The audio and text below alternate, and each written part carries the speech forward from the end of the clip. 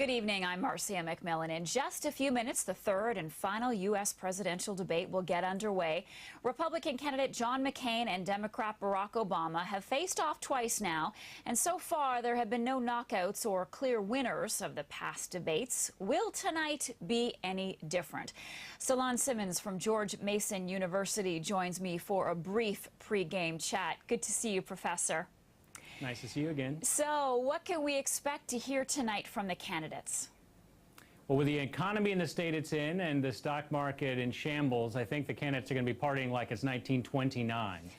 We're going to see the economy come forward. We're going to see each candidate trying to put forward an agenda and look like they know how to lead the economy, be a leader on the economy. John McCain has the bigger job there because he has admitted he doesn't do well on economic issues and has been supposedly erratic in his behavior. Barack Obama is trying to look a little more like Alan Greenspan and play the gentler gamester and be cool Obama, no drama Obama. So we'll probably see a little bit of that. John McCain's got to change the story.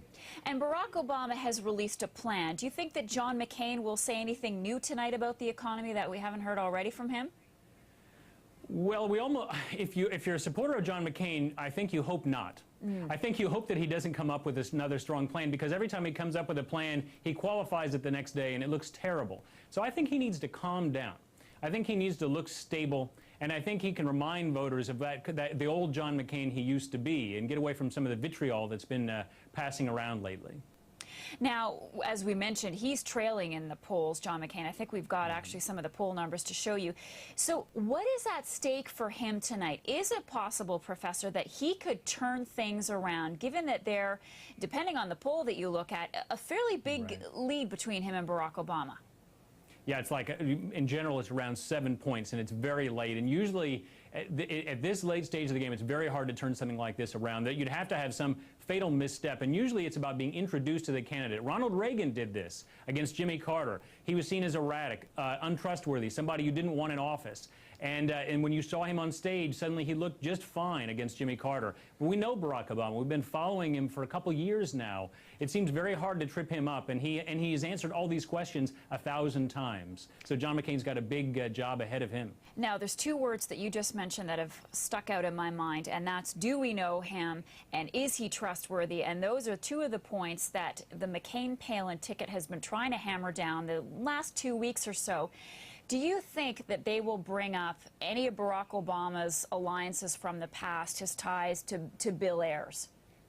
Yes, I think they probably will, and we'll see if Bob Schieffer does it. This is Barack Obama saying, "Say it to my face." So I think we want to watch to see what is John McCain willing to say to Barack Obama's face. And it's dangerous for John McCain, because Barack Obama's story, he's not particularly vulnerable here.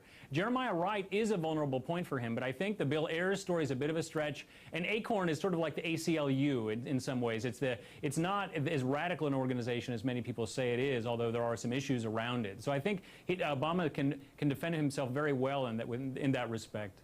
So with just a couple of weeks left to go before Americans head to the polls, what do you think tonight can accomplish, if anything?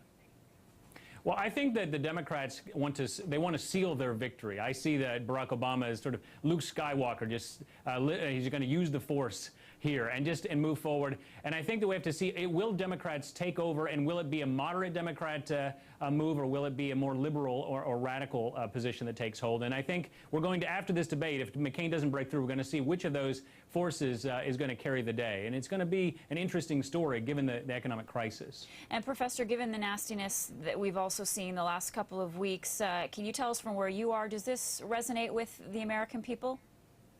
I think it's pretty scary. And you've seen a lot of people realize it. Even John McCain realizes it. I think Sarah Palin has a style which is different from John McCain's, and perhaps and it doesn't work all that well in the end, because she would like to take the gloves off. In fact, she is that pit bull with lipstick, and I think she's comfortable there. John McCain really is not that figure. He is the senator, the gray-haired senator who likes to log roll and play both sides, and it's very difficult territory for him. And so it's been a very tough campaign. So I think he's going to calm down off some of that while still trying to take it to Obama. We'll see if he can do it. We'll see. He's been down before, and he's come back up, so we'll see. That's true. Solon Simmons, thanks so much. We'll talk to you when the debate is over. We're now going to go to Hofstra University in New York for the third and final debate, hosted tonight by CBS News anchor Bob Schaefer. We'll be back after the debate for analysis and a look at the highlights of this evening.